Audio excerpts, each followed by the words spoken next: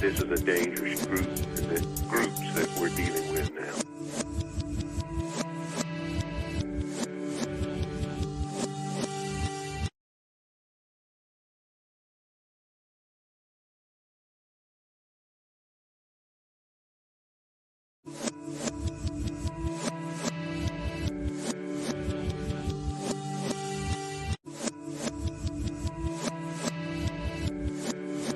This is a dangerous group, the groups that we're dealing with now.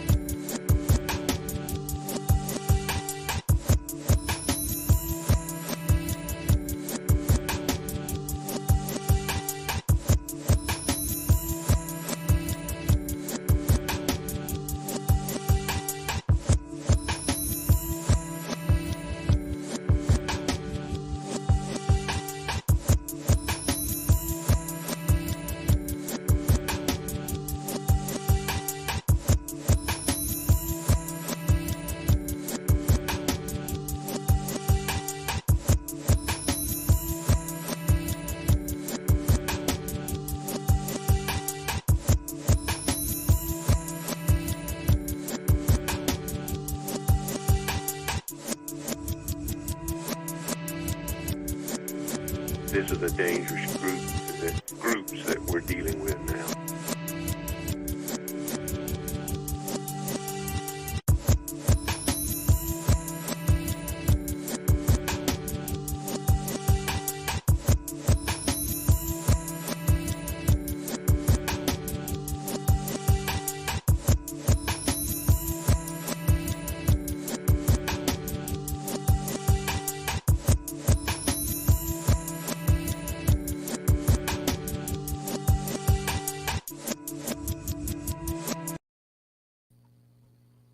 What's up, Bills Mafia? Scott coming at you from 24/7 Buff Pandemonium with the K-Gun Report. Unfamiliar face with hosting? Hey, Swank's off. He got a bit of the bug, and he's going to be off for vacation for a couple of the next shows. So you guys are going to see this ugly mug for the next 4 weeks. But I can't wait to join that conversation and join the Stampede with y'all. Tonight we got a good show. We're actually going to recap what we've learned about the Buffalo Bills offseason, and we have a very special guest. So grab your drink, leave your comments. We'll get them up on the screen. And guys, we will have a wonderful show. Let's get to it.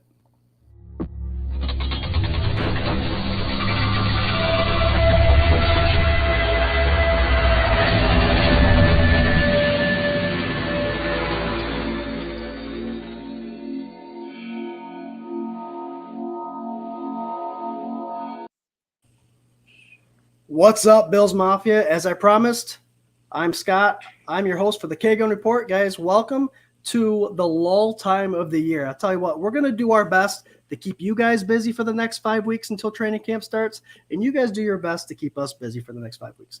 Let's start with intros. To my right, it looks like my twin brother looks just like me. Jarrod, say hi to the fan base here. Hey, Buff fan base. Hey, Bills Mafia. I'm just sitting here cozy and comfy in between Seneca and Cuca Lake, enjoying the beautiful Finger Lakes. Got my water tonight, going to hydrate, going to talk Bills football. Go Bills. Welcome, Jarrod. And below us, guys, ex-Buffalo Bill wide receiver, friend of the show, friend of ours, and he's been on here before. So let's welcome Brad Lamb. Welcome to the show, Brad. Thanks. What's up, Bills Mafia? Guys, Brad, ex-Buffalo Bills player in the early 90s. He's been a part of it all, and we can't wait to talk about what we're going to talk about today. A couple topics that I think you may know a little bit about. Let's say hi to the fan base, guys, the Bills Mafia. Patrick Hughes says, "What's up, Mafia?" What's up, Pat? Adam Borosco, hey, let's go Bills. Facebook user, not sure who that is, but he also says, "Let's go Bills." We got a couple of these guys on here. Josh Cook, what's up, y'all? What's up, Josh? Welcome to the show. Guys, participation is already crazy. You leave a comment under the live stream, we'll get it up there, guys. If you have any questions for us, let us know. We'll get to them, okay? Jarrod, is there water in beer and Gatorade is better? There's water in beer and Gatorade. There you go. Speaking of Gatorade, what are you drinking, Brad? We got it right here. Gatorade Zero. There you go. And this show is not sponsored by Gatorade, guys. It's actually sponsored by 26 Shirts. Guys, if you haven't hit up 26 Shirts, check them out. They do charitable stuff. Every week they have a new shirt that goes to a wonderful cause. And obviously, we're partners now with the Bills fan base, the original OG Bills Mafia.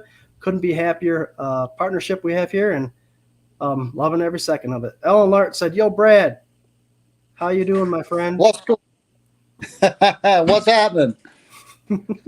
Albert Rivera Jr. says, "Hey, all, go Bills." And I think we have a guy, y'all missed it. I'll say it again for you. This is Sparta. This is Sparta. I think Facebook is throwing in a little curveball here, guys. He's not putting names. They're not putting names with our Facebook users, so I apologize ahead of time for that. We'll blame Facebook and their algorithms for that. So let's get started, guys. Good thing we're not giving a giveaway. I know, right? Everybody would be named Facebook user. So we got 5 weeks, as I mentioned before. That's a long time to wait for football. You know, the free agency already left us. We've talked about the draft. We've been through the mandatory meetings. Brad, I want to ask you real quick. What do you think about Diggs missing out on that first mandatory? A little bit surprised that happened, but I think there's always things behind the scenes we don't know about. I don't think it's going to be that serious. You know, he's back on the second day. I think him and Josh are totally fine, which is obviously the biggest key and component to that issue anyway. So I think as long as those two are good, I think we're good. Yeah, I mean, he showed up to camp. They're dapping each other, doing their handshakes, and it didn't look like anyone skipped a beat. Jarrod, are you over it? Yeah, I was over it before it even happened. How mandatory is this mini camp when they cancel the last one every year? So that's one way to look at it. And I don't know. There's more about coming out about how Ken Dorsey that might be the actual issue and his way of giving Stephon Diggs the ball in big time, situations. So I don't know. We don't know it. No one really truly knows the answer unless Stephon Diggs comes out and actually says it. But everyone speculates. It's fun to watch. It's fun to see some of the crazy stories that come out with it. But I think it was over before it began. Yeah, same here. And you're right. If they keep canceling the third practice, how important is the first one to some of these players? So today's show, guys, we're going to talk about what we've learned about the Buffalo Bills offseason. We'll start off. We're not going to go into every little detail. We're just going to give our little opinion on it. And if you guys want to throw in what you guys think, go ahead. The first topic, free agency value. I know McBean, we call him, but McDermott and Bean went ahead and took a negative $18 million cap and turned it into a lot of really good free agency pickups and a lot of value pickups. So, Brad, I'll start with you. We've addressed the line. We've addressed wide receivers, corners, safeties. I'm guessing I have a feeling I know where you're going with your favorite free agency pickup group, but I'm going with a whole room here. What room do you think improved this year, just alone in free agency? Oh, man, I tell you what, I thought they did a lot of wonderful things. I love the addition of Floyd. I mean, I think that was a key factor. And I think what's interesting about that is now that Sean McDermott's taken over the defensive calling, I think he probably had a lot to do with that as well. But the wide receiver room is spectacular. People keep asking, what are we missing as far as for the Super Bowl? And in my opinion, I think we've got good running backs, but I think if we can get that solid number one back that's just, not unstoppable, but, the Thurman Thomases, those types of backs, a wide receiver room, I think, is great. So adding Hopkins or adding a premier running back, if you're going to pick the two, I think you go with a running back. I agree. And I think right now, currently, we still have $4.4 million in cap. So that Hopkins talk and another running back talk is not out of the question for sure. But we do need to save a little bit just in case there's injuries down the line. What do you think, Jarrod? What's your favorite room? What room improved the most to you? Yeah, I mean, even the cornerback room improved, but I'm excited about this running back room. Not only with Damian Harris, but Naheem Hines coming back. James Cook stepping up to the number one. I've said it before. Last year, Devin Singletary was the number one guy. James Cook was number two, and that's just how it was. I think James Cook still had a lot to learn, and learn the flow of the game, the pace of the game, where he needs to be. But if Devin Singletary was on the team this year, I would definitely say that James Cook was going to take over his spot anyway. So running back room, in my opinion, has gotten way better, and it's going to be fun to watch. And Allen's going to have to learn to do little dump offs, I think, and that's going to add to his success at the quarterback position if he can give those guys the ball out of the backfield. But a lot of improvement in a lot of places. I think running back is mine.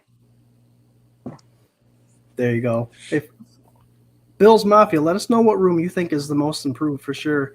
I think we've improved everywhere. That offensive line, we were very critical on that offensive line last year with Spencer Brown at the right tackle position. Many times looked like he was a swinging door, let people by. And I think that interior line struggled a little bit due to the fact that we really didn't have much of a running game. So offensively, I'm going to go line. I'm going to go all of them, wide receivers, running back with the power running backs. I think we did a great job. But I want to talk a little bit about this offensive wide receivers, guys. Where do you think is the soft spot in this wide receiver core? We have size, we have speed, we have people that can do everything. What do you think about this wide receiver core, Jarrod? We'll start with you.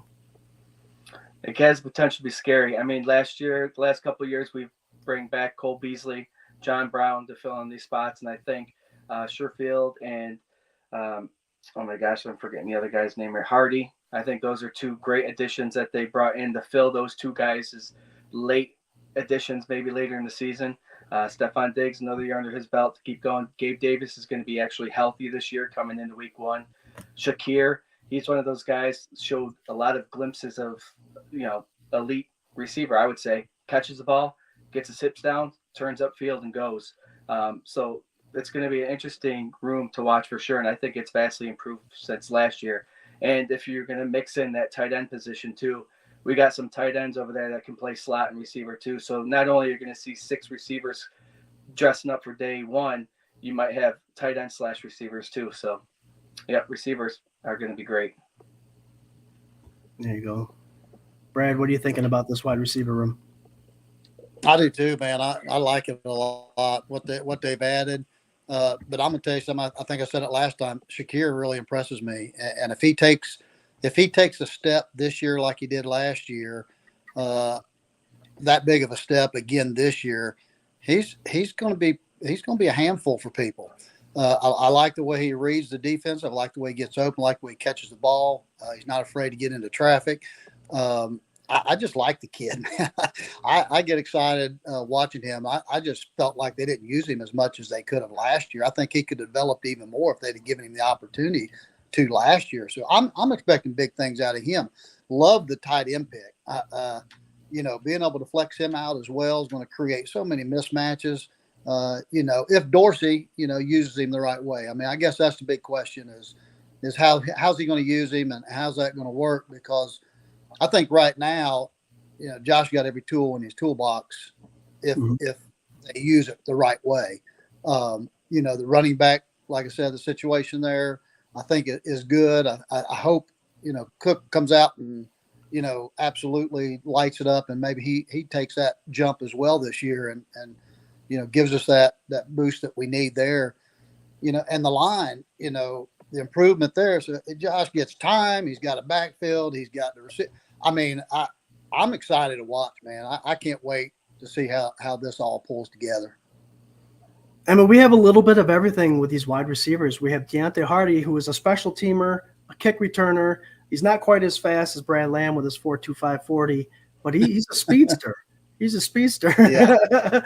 But we have size. We have the shorter fella that we brought in, Justin Shorter from Florida in the draft. So there's a little bit of everything that the Buffalo Bills and Ken Dorsey could utilize with this wide receiver room. And I will be the one to say, even when we had Beasley and John Brown I am potentially going to say we haven't seen it out on the field yet, but this potentially could be the best wide receiver core that Josh Allen has been a part of, from number 1 to number 6 to even the practice squad. So, guys, I'm going to skip ahead a little bit because this was one of the topics I wanted to talk about. The Buffalo Bills have carried 5 to 6 wide receivers in every game, and you both alluded to the tight end, Dalton Kincaid. We've even heard Dorsey mention a couple times about not being 100% into how they're going to utilize him. Bringing 5 to 6, do you think it's safe now to just bring 5 receivers and have Kincaid potentially be that slot guy, that edge guy, that guy that could fill in all the voids, and you can potentially carry another player, someone else? What's your thoughts on that, Jarrod? Yeah, I mean, if that's how they're going to play it, that's how they're going to play it. But I think you got to throw in that special teams question again. Is Nyheim Hines going to fulfill that kickoff punt return, or are they actually going to bring one of these, Hardy or Sherfield to be one of those special team guys? It's just going to be, it depends on where those puzzle pieces fall. Kincaid, like you said, is a slot nightmare, tight end nightmare. Shorter has the body for a tight end too, and he can line up that slot if need be. They can pull him out. But yeah, I don't know. I think you are safe with 5, but 6 might be that special team nugget if one of those fellas comes up and shows their potential to be a top-notch returner. There you go. Yeah, I'm a little prejudiced as being a receiver. I kind of like the 6, but I agree with you on all those fronts. I mean, you've got Shorter. I think that size, I think that's great that we added that in there as well, and he can play at slot position. I hope what Dorsey's meaning is Kincaid can do so much. He's just not sure which route they want to go with him yet, as primarily. Mm-hmm. I hope it's not. I don't have a clue what I'm going to do with him, that regard. But so there's just so many. I guess the only downfall is you've got so many different types of weapons there. It is going to be interesting to see how they whittle it down and how they want to make this offense work. So that might be a little bit of a challenge just because of all the different pieces that they have that they could potentially use. Oh, yeah, I'm going with you on that, Brad. When he mentioned, I think a lot of people got a scare when he mentioned not sure what they're going to use him for, because he does offer so much in his repertoire. Who knows? Slot, a 12 personnel on the line of scrimmage blocking. It's something to be excited about. Von Miller mentioned that this kid is special. That's not verbatim. I'm just paraphrasing a little bit, but he was excited about him.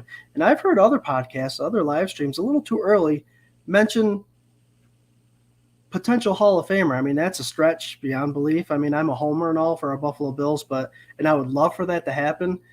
But, I mean, the people in camp are loving what they're seeing out of this guy. He's making the catches. Him and Josh are clicking.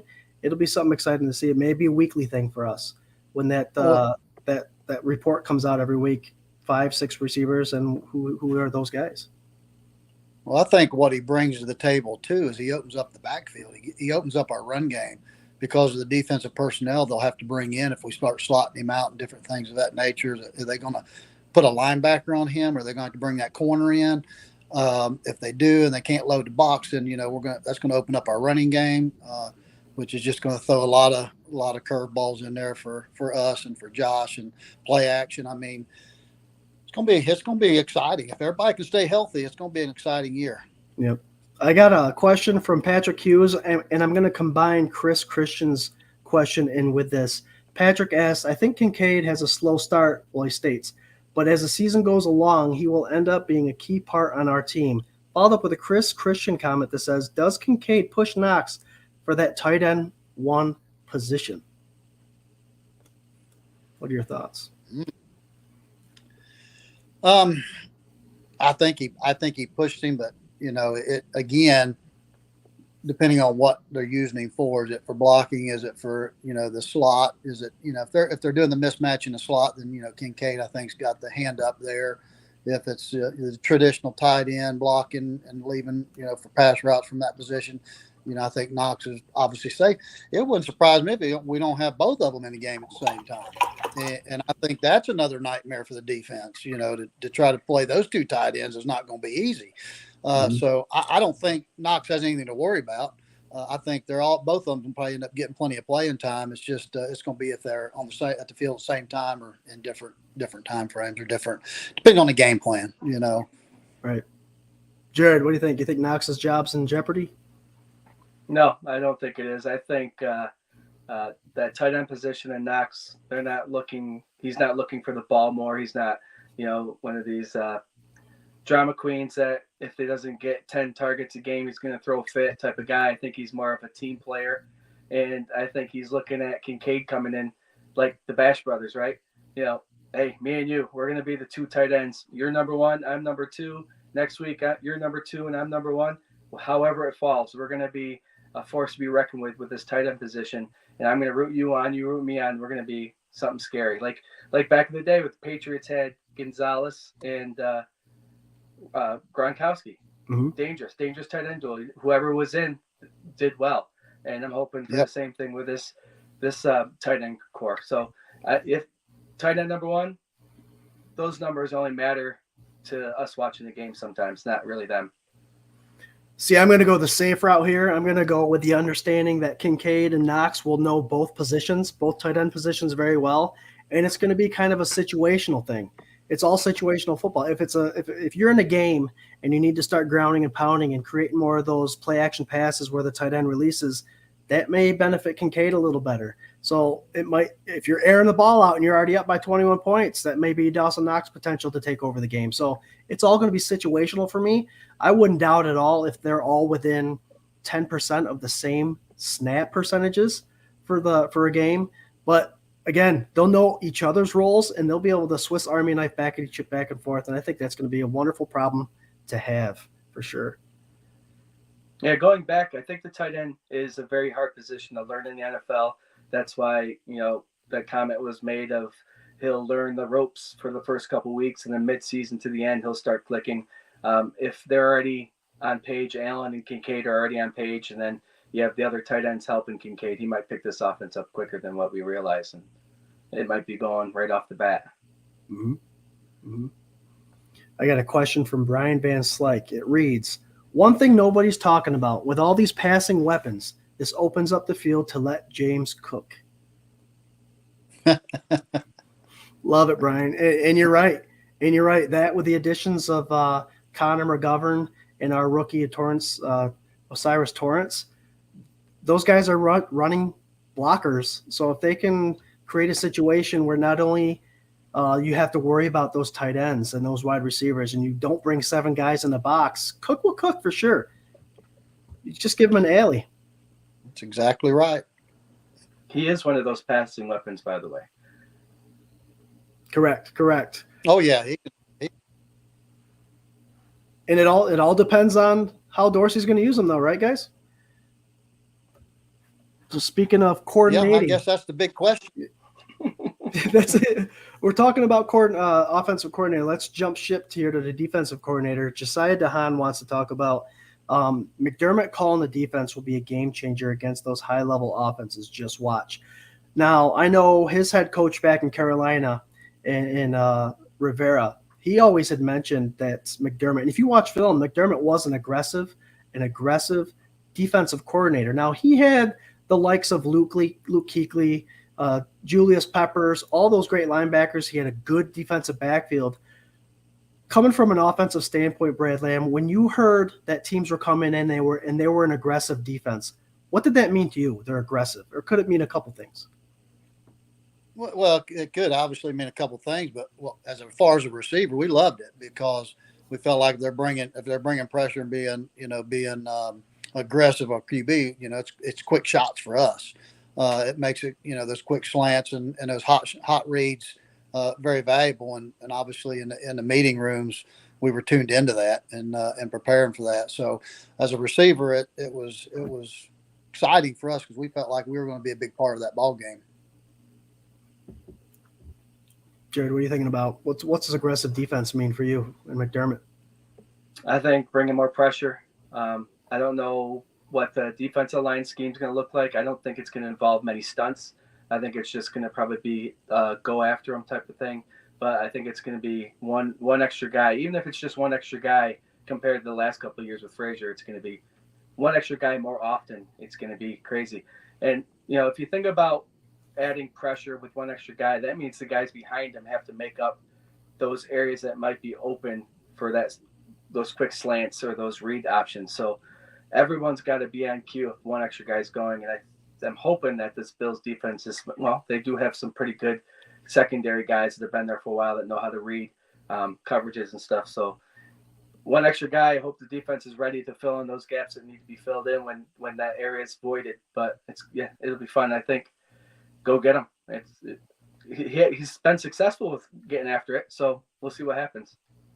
Well, I think he disguises things well too. So, if it's not just a giveaway where that extra man's coming from, and he changes things up so well, hopefully the defense, our defense, is going to get to that QB before they can recognize where that's coming from. So.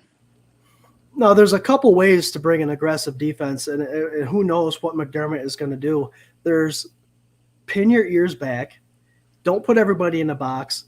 And make it so those defensive tackles and edge rushers, they don't have any responsibility other than get the quarterback, right? So throw away the zones, throw away the responsibilities of your gaps, and just get the quarterback. That's one way, but that leaves a lot of damage for the screenplay, right? And it leaves a lot of damage for the draws because now your gap responsibility and the running back cross in your face responsibility is all out of the question. There's that way. Or there's another way of bringing the blitzes, bringing the stunts, bringing the extra men. It'll be interesting to see what kind of aggressiveness McDermott has lined up. The Bills are used to a certain way. They have every player returning except for Tremaine Edmonds. So it'll be interesting to see how much of an adjustment McDermott is going to throw at him and expect from him, especially with a couple new guys there. But I think bringing in that Floyd, like you said earlier, Brad, I think that's showing us that potentially he's going to let the edge rushers eat and just send them, pin their ears back and let them go. Yeah, and with Vaughn being back, we all seen what happened when he got taken out of the game. I mean, what an impact he was, just drawing people to him that left. Rosie, I can't even pronounce Rosie. The other RDN, his letting him free, and or not free, but giving him the opportunities to get in there and get to the quarterback even more so. But I think with both of those guys, man, I'm excited. Watch out, Patrick Mahomes is all I got to say. Yeah, Gregory Rousseau. Him and Floyd, they're both tall gentlemen, and they have wingspan that can cover hash to hash, I think. So if you let those guys eat, they have the ability to make up, half inch, 2 inch left or right of them with their length. And we saw that with Gregory Rousseau over the past couple of years. He doesn't get anything outside of him. Nothing gets outside of him. He's got them swallowed in. So bringing another guy in with that length is going to be very beneficial. Well, when you got guys like that, it makes your blitzes even easier too, because they're already overcompensating for Vaughn.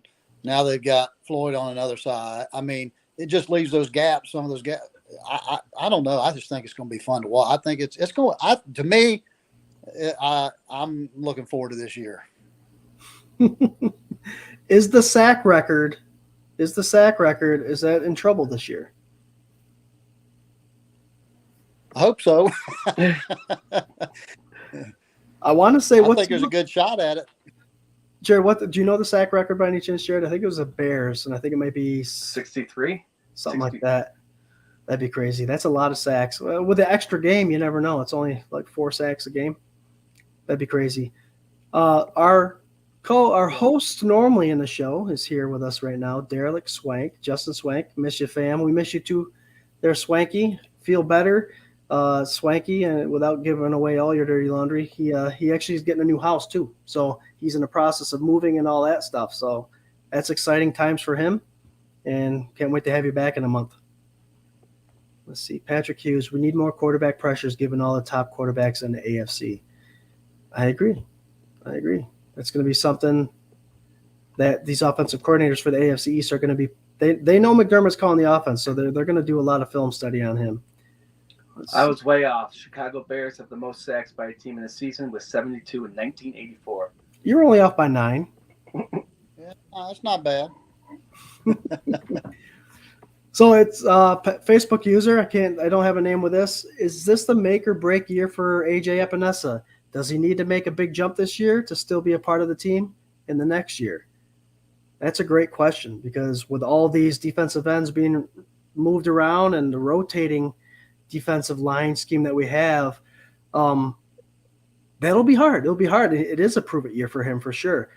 Brad, I want your opinion on this, because the Buffalo Bills do such a rotation with their defensive line, and it's nothing new to NFL teams. There's other teams that do it. But do you believe that these guys do get hot and they ride off that? Or do you think having the breaks in between, having a series off here and there is more beneficial? What's your take on that? It's kind of a hard line. Yeah, but to be honest with you, I mean, maybe I'm old school, but you better be in shape to play the whole game, is the way I look at it. And if you're getting paid those kind of dollars, man, if you're a 3-down guy, you better be in there 3 downs and be able to go hard for 4 quarters. I mean, that's what this game's all about. So I'm not a big fan of just giving breaks. Now, I know the game's changed some where, you're getting some of these defensive linemen that are, pushing the 400-pound range and all that. And, maybe we got to give them a break here and there. That I understand. But I think I just don't like it, because I think it's part of getting the feel of the game. And, when you get taken out, at least the way I felt, you get cold, you get stale a little bit. It's like, I want to be in there. I want to keep my motor running. And I feel like defensive players especially need to be that way too. So not a big fan of the substitutions, but, I guess I kind of understand it in some situations. I mean, think about, guys, what you see on the sidelines when someone is not on the field. They're on the bike constantly, keeping those gears going, those joints keeping them loose and greased up. Jarrod, what do you think, man? Beneficial or detrimental to Epinesa being on the team next year, this rotating defensive line? It's going to be interesting to see if he even makes the cut by September. But that being said, yeah, I think if you're hot, you got to keep them in. But that's not up to me. It's one of those things, like, say you're in there and you get a sack on play 1, and then all of a sudden a new rotation comes in, you go sit, and you're like, all right, they took me out, and then they get a big play or they score a touchdown. Be like, well, damn it, if I was in there, I'm hot, man, I would have got them. They have that mentality. And then what if they don't get back in the game for 10 minutes because their offense marches down and now they're getting cold again? So it's a whole thing. I mean, the first Super Bowl the Bills played in, Jim Kelly and that offense didn't see the field for 25 minutes, including halftime, or 32 minutes. Yeah. So they got cold, and they still moved the ball. I'm not saying that, but that offensive run game by the New York Giants just click, click, click, took time off. And that offense, which is the K-gun, just, is known for moving the ball, was actually stopped because they were off the field so often. So I think if you're hot, you got to keep going. And Brad, I love the point that you got to be conditioned enough to play the whole game. The cornerbacks and safeties do, and some linebackers do. That defensive line, if they're getting paid the big dollars, they should be able to do it too. I agree. And they're getting paid more and more every year. I think right now they're pushing past the $30 million mark, some of these guys. So you better be able to play, right? But talking about rotation, Jarrod, you mentioned A.J. Epinesa potentially not being even on the roster come week 1. That begs the question. If Von Miller doesn't return, he's got a spot. If Von Miller does return, that's when someone's going to lose their position. So I know, Brad, you suffered a knee injury, and I know the process and therapy is tough coming back, but Von Miller says he's 100%. He said he won't be on the PUP list come training camp, but we'll believe it when we see it. Give us a little insight on I know that therapy and conditioning has changed in the few years that you've been out of the league, but what is it like to have that knee go? I mean, it's totally different positions. Obviously, you thrive off torque and cutting and all that stuff and making those adjustments, whereas there's a lot of weight, obviously, on the defensive end coming off the edge. Give us a little insight of how this knee therapy goes, and do you think Von Miller really will be returning for week 1 against the Jets? Yeah, I think he will. If he's saying that, I think he probably is pretty in tune with his body and what's going on. And the therapy they got now is just unbelievable with knee rehab. They back when I hurt my knee, I wasn't in Buffalo, I was in Green Bay, but the cartilage was gone. But now they even grow cartilage. I mean, it's crazy what they're able to do now. And so obviously, being who he is, he's getting the best possible care he can get. And if he says he's going to be ready, I don't doubt that one bit. I think he will be, and that makes me excited. I mean, I hope he is. I mean, he's a great player, and I think we need him out there. He's a leader. He's been there before now, and that's why I'm excited about Floyd. He's been there before too. Both those guys have experienced the success of the Super Bowl, and you can't have too much of that mentality in a locker room, and so that's an exciting thing to have. Now, Brad, I know you mentioned everybody heals different. And Jarrod, there is a condition out there at which people do heal, or their ligaments are certain. It's like a phenomenon, right? That they don't get hurt. What's it called? Do you remember that? You told me that a while ago. Is it the ability for like Mahomes? He got bent backwards and his flexibility. It's just flexibility, and the ligaments are able to heal faster. I don't even know if there's a better blood supply that the ligaments might have, because that's the big issue, is the blood supply. That's why it takes so long for these things to heal, because it doesn't have a good one. But man, I think the main factor with Von Miller is he says his body's at 90%. It's going to be more mind over matter type of thing. But now he's trying to get his body and mentality in football condition. He's done all the work for his body to get where it needs to be, but now he's trying to get back in, going around the edge, putting an arm on a guy and using that outside leg for leverage to push in, trusting his body that he knows all the pieces are fixed. But now his body, his mind has to trust his body now. And that's a hard part. And you've seen, us Bills fans have seen many quarterbacks get rattled big time, have big potential. They get hit once or twice, and then they're done. Their career's done because they can't get over that factor, that mentality factor. So, yep, mind over matter. Got to get straight and trust your body. The doctors did all the things to fix it. Now you have to go and believe in it. I think that'd be a good question for Bruce McKellar. He's our on 24/7 Buff Pandemonium guys, our blogger. We have what they call our injury report. Bruce McKellar, Dr. Bruce. Let me know, Dr. Bruce, is there a term for that quick healing of the ligaments and tendons, that recovery phenomena that they call it? I'm not sure what the name is. If you could throw it out there, that'd be awesome. Go ahead, Brad. You were going to say something. Yeah, I was just going to say, I've seen somebody talking down there that he won't have a mental block because he's had an AC repair before. And that might be I think somewhat true, but I think in any injury, until you get out on the field and you actually go full go and you actually do what you need or you feel like you need to do, and your body actually responds to that and you make it through it, then your mind releases itself and like, I'm good, man. I'm ready to go. So to me, that's what it is. It's not necessarily he's had it before and he came back, so he knows all that. I agree, but the body still wants to see the performance out of it, and that it's going to hold up when you do that 100% going around that edge and you plant that foot and you go for it. And when that happens, it's almost like a mental thing that just said, hey, I'm good, man. Okay. And then you have no issue. Right. So I think there's still going to be that, but maybe it doesn't take him quite as long to get to that point. Right. Yeah. And his recovery experience definitely helps him out a little bit. And Jarrod and Brad, like you guys said, it's one thing to heal and have the doctor say you're 100%, you could do whatever you want on it. It's another thing for your mind to get over that what if, right? What a good shot of excitement, though, when your body is able to let you do that move. Like you were saying, Brad, you checked it off. Okay, I was able to do this at full force with this pressure. Bam, I did it. Your body's got to be like, yes, okay, on to the next step. Exactly. Yeah. That's exactly right. What was that? I said that's exactly right. The mind just then it releases it. So I mean, it's just like, here we go. I'm good, mm-hmm. and then it goes to the back of your mind. You don't think about it again.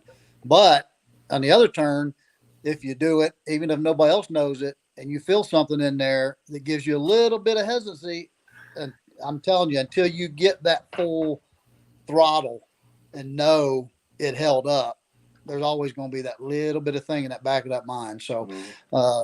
I hope he gets to that where he gets that opportunity to push that all the way. And, I seen a guy talking about maybe Floyd was an insurance policy, and maybe Floyd is somewhat of an insurance policy, but what a great aspect to have both of them, though. Mhm. You know, and if one does go down, yeah, then you still got the insurance policy too. But what if you have them both? You know? Well, I think McDermott mentioned that he didn't bring in Floyd to be an insurance policy. He brought him in to be opposite side of Miller to wreak havoc for the quarterback. So we shall see. We shall see. Yeah, yeah. But if something does happen to one, we still got the other. So we shouldn't see that downfall that we did last year with the pressure on our QBs. Right. I agree 100%. So, guys, we got 20 minutes left in the show. Wonderful participation from the Fandemonium Bills Mafia. You guys are killing it with the comments. Keep them coming. If you have any questions, let us know.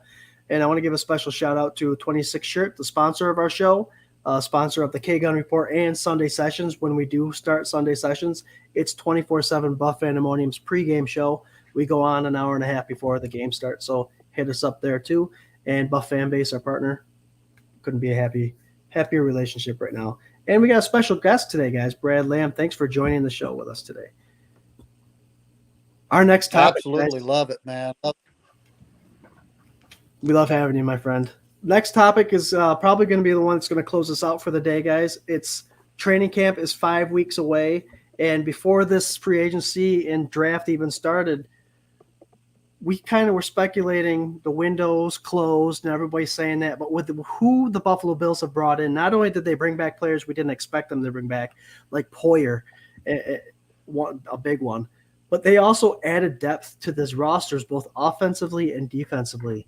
And so I'm going to go around the panel here, guys, and ask you, and we'll touch a little bit based on what you answer, which room do you believe will have the most competition in regards to starting? We've had middle linebacker issues. We have a CB number 2 as far as I'm concerned, wide receiver, offensive line. Which one are you guys paying attention to the most in these 3 preseason games that the NFL has to offer this year? Jarrod, go ahead. I'm looking forward to watching that linebacking room with the guys they brought in, the guys they have had there. Is Dorian Williams going to take great over and be number 1? Is, Matt Milano and, is it going to be a 4-3 scheme more than a 4-2-5? Or, it's just going to be interesting to watch that linebacker room. I think AJ Klein is a huge, caveman Klein, see ball, get ball. He's got experience there. What my belief is Dorian won't be starting at middle linebacker until mid-season. I think AJ is going to take over for a little bit, show him the ropes. He's familiar with the AFC East, which we played quite a bit in the first half of the season. So familiarity is going to be key there. And, that's going to be where my eyes are going to be, because I think we're good up front with the defensive line, the defensive ends. You can say that battle is going to be crazy, but that could change week to week. And our secondary, I think, is all set. We're going to have maybe, CB number 2 competition. That's going to be fun to watch, but I think it's just those 2 where the linebackers can be anything. So linebackers for me. I know you can't. You probably have no idea what I'm going to pick. I'm going with the wide receiver room. Imagine that. I'll be honest with you. I'm also interested in watching the offensive line and seeing and how that comes together and how they put that piece to the puzzle.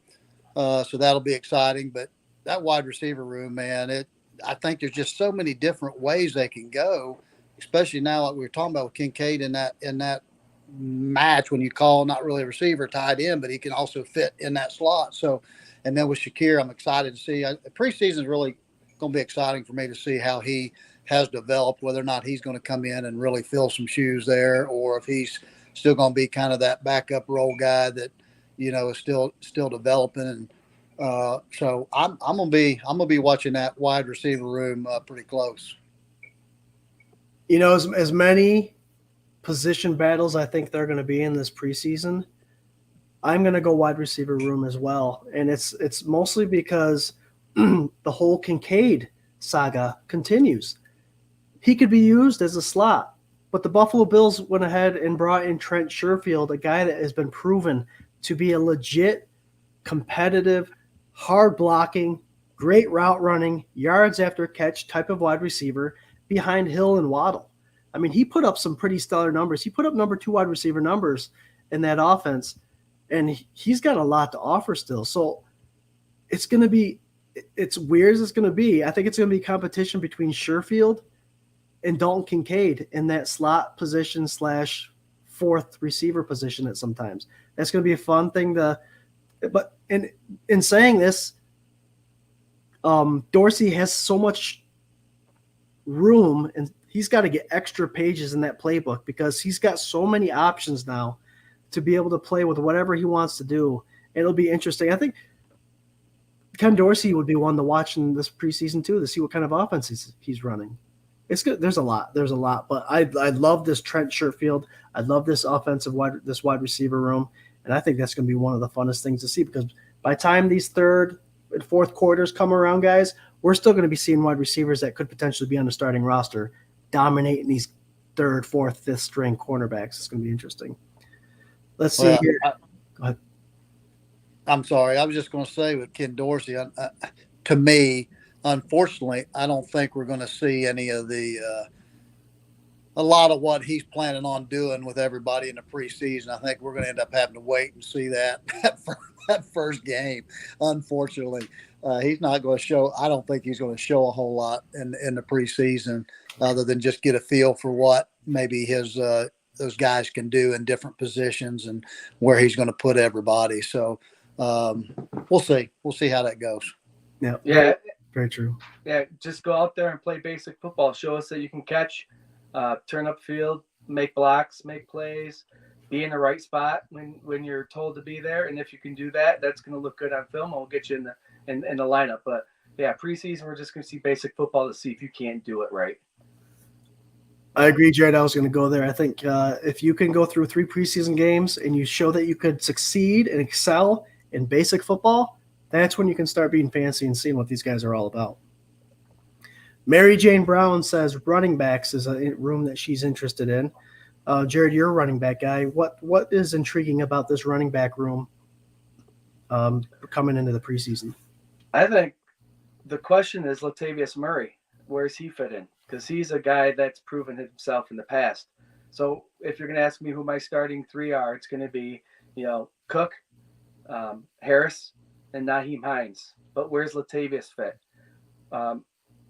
Is there going to be any special teams guys like Tywan Jones used to be? Is one of those guys going to fill in for it? So that's going to be a great thing to watch too. Is I think where she's getting at is where's Latavius Murray fit in, because he's a productive running back. I agree. Latavius Murray last year played for Denver, and Denver thrived with Russell Wilson in that RPO offense, kind of similar to what the Buffalo Bills do. And Jarrod, I'd hate to get rid of a Reggie Gilliam, but could someone like Damian Harris or Latavius Murray take Reggie Gilliam's spot? Reggie Gilliam also plays special teams. So, and you might see him in this 12 personnel playing that tight end spot too. So Reggie Gilliam with this 12 personnel possibly coming in full go, I think locked his spot even more because he could be utilized there. You like our running back room, Brad? Yeah, I do. I would have said going into the off season that I would have liked to have seen, Henry from the Titans show up at one Bills drive. Oh boy, that big bruiser back that I think we kind of missed. But I do like the running back room. I agree that with Latavius, it's kind of where does he fit in, and he's the a little bit more seasoned than the other guys. So I think maybe the youngness of our number 1, which I think is Cook right now, that I hope he matures football maturity wise. I mean, obviously he's a great athlete. I mean, I think he's got all the tools. But if he can just learn that game a little bit more, and our line can open those holes just a little bit, we can see what he can do. And so it's going to be fun to see how that all pans out. Again, the question mark for me, and I think we've said this before, is Ken Dorsey. How's he going to manage his offense? Yep. A lot rides on Ken Dorsey's shoulders in his sophomore year for sure. And I think The comments that McDermott mentioned about Josh Allen not taking as many risks was in direct relation to how Ken Dorsey's going to call this offense. Facebook user, we don't have your name. I apologize. Would they put Murray on the practice squad? I do believe with the different practice squad rules, since the whole COVID thing, I think he can be placed on the practice squad. But if he balls out in preseason, I don't think he'll be a practice squad guy. I think he'll be traded or taken by another team. Another Facebook user says O-line for me aside of running back, and that's a topic I wanted to talk about quick too, because the Buffalo Bills did do something in this free agency and in the draft. And we all talk about it. Every podcast live stream talks about it. You hone in on your trenches, you're going to be successful. Free agents. Let's see here. Connor McGovern, David Edwards, who are two run blockers. They're known for their run blocking. And then they draft Osiris Torrance out of Florida, who's a big-bodied, run-blocking Mullen son of a gun. What? And Mitch Morse, guys. I forgot to add him in there. Did you guys just read this week that Mitch Morse actually played with a hurt arm and a hurt leg this past season? Yeah, that just came out. Yeah. Yeah, and he just had surgery. So, I mean, that's a huge thing. He's been playing hurt all year. This is a big, like we said, a big Ken Dorsey year. We've got 3 maulers on the inside of that interior offensive line that are good run blockers. They've improved. Jarrod, what do you think? I think, I think the offensive line battle is going to be awesome. I am one that tell everybody that whatever 53 people show up on Sunday is who I'm going to root for. But what I love doing for the next couple months is watching, if the Bills have a set 5 line, is watching the Mafia arguing over where the mistake was put. This guy shouldn't be playing. He should be playing over there. That's the fun part about the offseason is seeing that. But no, I think, we'll see. I mean, Quesenberry's numbers, PFF weren't that great last year if you bring them up, but he was put in a lot of passing situation, and he's a running lineman. So if they do increase the running game, which who knows, we'll see what happens. I think they brought in the right people for it. There you go. Yeah, I tell you what, for me, they better get their 5 playing together and staying together. I mean, that's what makes you successful, in my opinion. I mean, it's good to have your backups that can fill in, but that's exactly what they need to do, is just be fill-ins. They need to have that set 5 that can get that chemistry together for that run game, because that's what it's all about. And when you have your chemistry on that front line. So I hope they figure that out real quick, and I hope these guys get to play together in the preseason quite a bit, and that we go into that season with that same 5. I like that take, Brad, because you're right. The more reps that these starting 5 have together with the offensive calls and all that stuff on the line of scrimmage, they need to be on the same page to protect Josh Allen. And that's what it's all about, protecting that $150 million man, right? Yep. It may be something we see early. And also making their calls in the run game. I mean, there's so many things that they've got to be in sync with. And when you keep getting those people that are swapping in and out, I mean, you just don't have that cohesiveness that, what I'm doing, what I'm going to do on this play. And then when they line up this way, we automatically are just doing it. You're not second guessing. And so that protects Josh, but it also just creates your run game, makes your run game better. Right. So I'm going to bring up a comment here from John Robert. We're switching to defense here, guys. We talked a lot about the offense, and that's exciting because who would have thought that we'd have so much competition in the offense this year? And I don't think doesn't matter what decision they make. I think it's an improved offense for sure. John Robert says, I don't think they signed Rapp. This is Taylor Rapp he's talking about from the LA Rams to sit the bench. What do you think that means, Jarrod? Does that mean pushing Poyer and Hyde or potentially dime defense or even Taron Johnson's spot? That's going to be fun to watch in the preseason where he's lined up. What's your take on him? The safeties are set and the cornerbacks are set. But if there's anything, I would say maybe a big 4-3-D. Maybe he plays the big guy at safety that comes up and plays in that spot. But also Taron Johnson has proven his worth there. So Unfortunately, when you have a secondary that has great players on, some people will sit the bench, even your favorite players. So we'll see what happens. I think looking over the history of the Bills' secondary's injuries, bringing a guy in like this is key. And Rap, compete for that spot. If you're starting there on Sunday, then you did it. But until he proves that he's the number one of anything, he's going to be sitting. Well, if we look back over last year and the injuries we had in our safeties, to me that's why he got signed. It wasn't necessarily he was going to take somebody's spot, in my opinion. It was more for the safety reason. Somebody gets hurt in preseason and we're down already. No, we've got somebody that's going to fit right in there right now. Now he maybe he will go in there and show he's better than one of the. I don't see that happening, but we'll see where it takes it. But I think it was more of a we need to make sure we're shored up back there with what we had, the issues we had last year. I agree 100%. It's one of those insurance policies when you got two stars at that position that have gotten injured in the last 2 years and they're getting older. One just signed a new contract, Hyde's on his last year of his contract. This guy in Rap is young. It is a great insurance policy, and he can play all over the place. He can play that nickel. He can play the dime and special teams. It's a player that I don't think they really missed on getting him in there, and I do believe he is the future in the Buffalo Bills safety. But a starter last year. So he's not just going to step back and let these guys – he's going to show up in camp, which is going to make camp even more exciting to watch.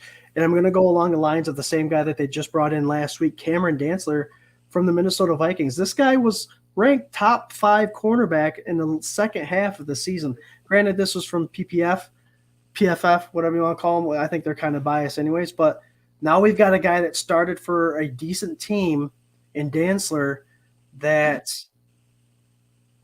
is ranked very high. Is this putting Kaiir Elam and Benford on notice, you think, Brad? I'm a firm believer that competition brings out the best. And I think he definitely has the ability to start. I mean, I think Elam showed a lot of good things last year, but I think there's some improvement that can be made. So it's going to be fun to watch that position. I mean, I think it made us better at that position. I think we have to be good at the corner position to play in this, especially in the AFC with these quarterbacks that we got. If we don't have strong corners, we're in trouble.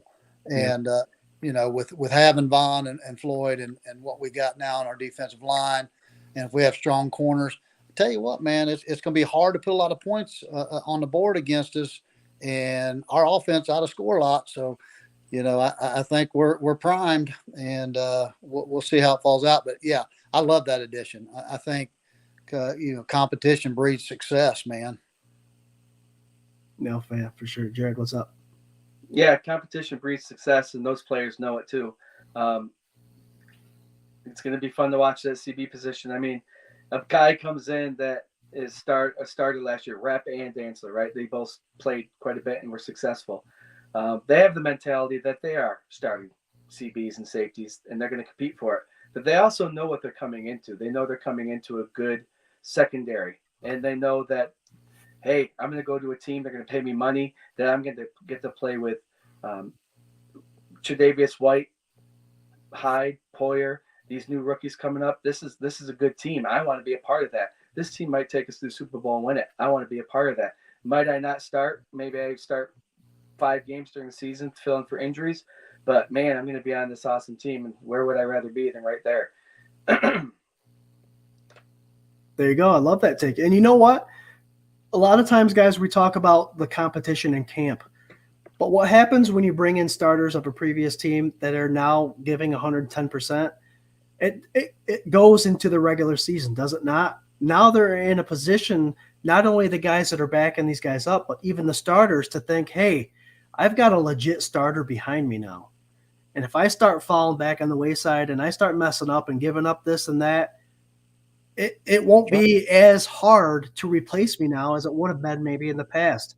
So that's another thing that Bean has been doing great is putting players in position, iron sharpens iron, to where hey, if you start getting lackadaisical and start not performing up to par, we've got someone that can do it maybe even better if they're given the opportunity, and you may lose that spot permanently. I love that take. Well, the cool thing now that we have in Buffalo is people want to come here and they want to play here.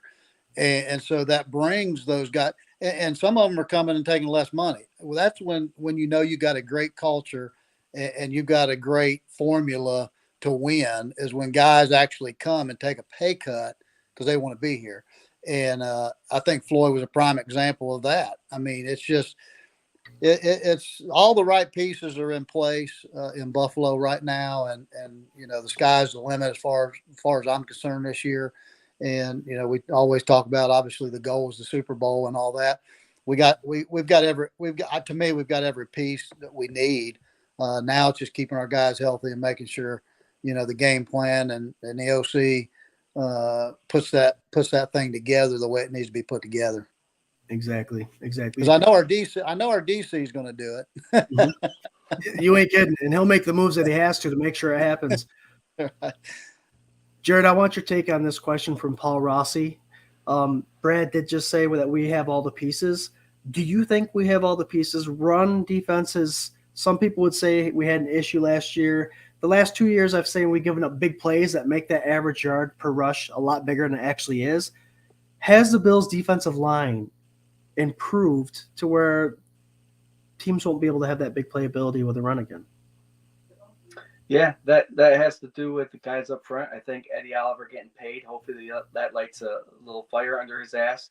But they also brought in Poona Ford, who's this stumpy guy who can lock things down. So vast improvement there. And I hate to say it, but Tremaine Edmonds, exit might actually improve the running game of this Buffalo Bills defense, because now we've all said that we thought Tremaine lacked the ability to come stop those guards at 2 yards. Instead, they're getting to it at 4. Maybe AJ Klein, see ball, get ball type linebacker mentality, or Dorian, or anybody that can come in there that meets the guards or tackles at 2 yards will improve that run game sufficiently. So, yeah, I think it has improved. I think the defensive line play and the run game is more than just the guys up front. It's the linebackers too. Mm-hmm.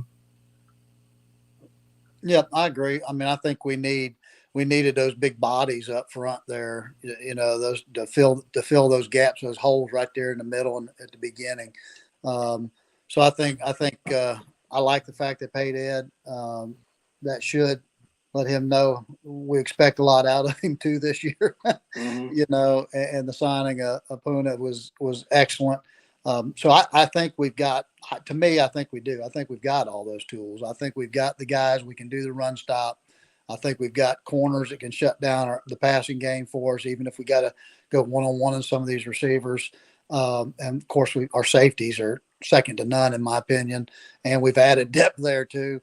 So I think our defense is poised to have a shutdown year. And, it don't take much for our offense to win games, because we should be able to score. Yeah, I see the cutback run killed them last year. What those linebackers, when they can meet those guards and tackles closer to the line, that prevents the cutback because there's nowhere to go. So that will help all around. Yeah, got to fill those gaps.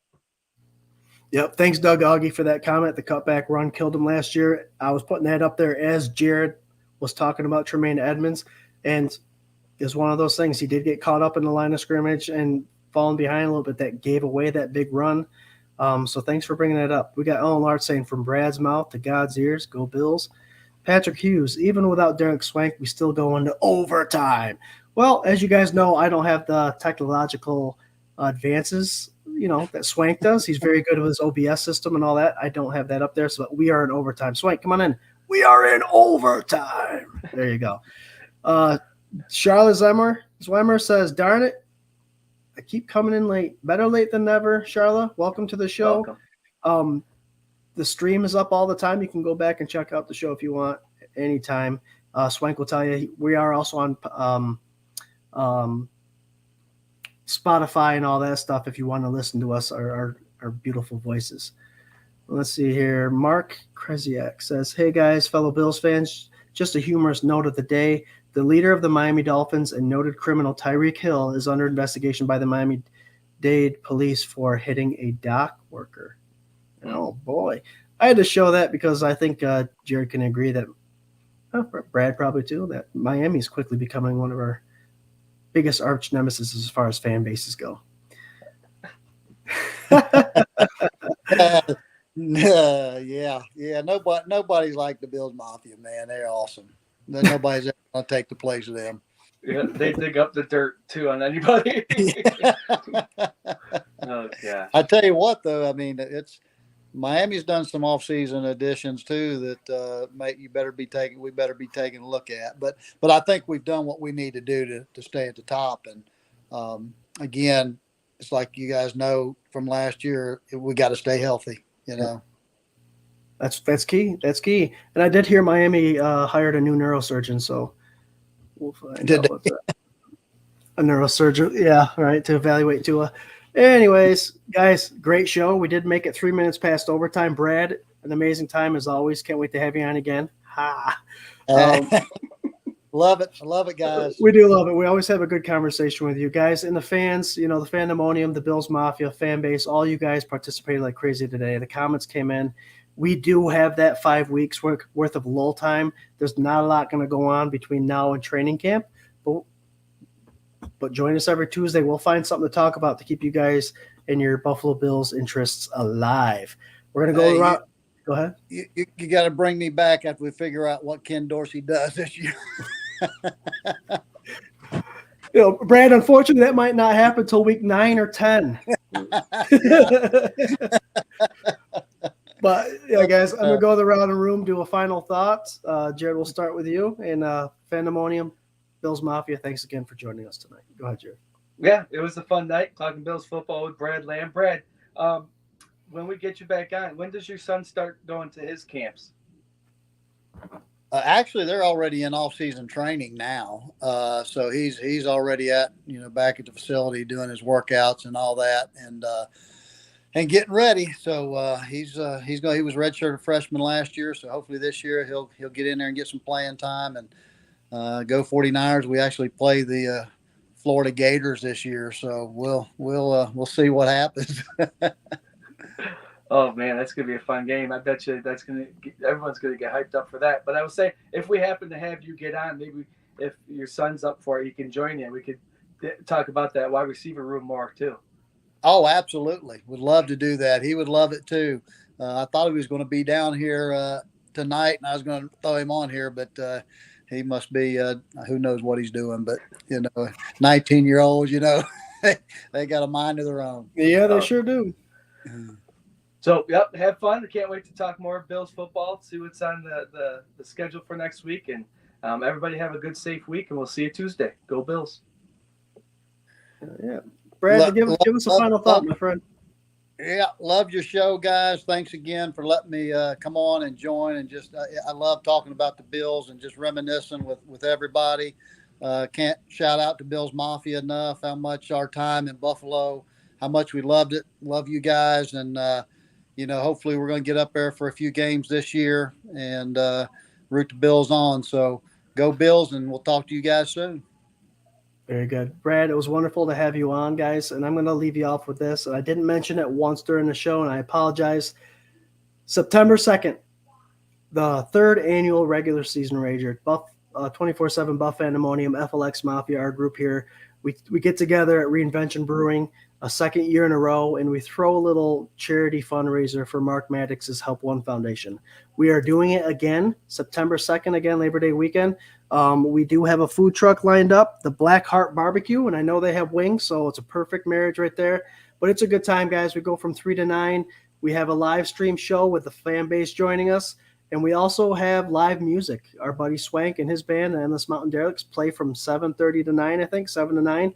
And we can't wait for that to happen. We had a great turnout last year, and just mark it on your calendar. Get ready, because we're going to make the Rager an even better, bigger event this year. Can't wait to see you.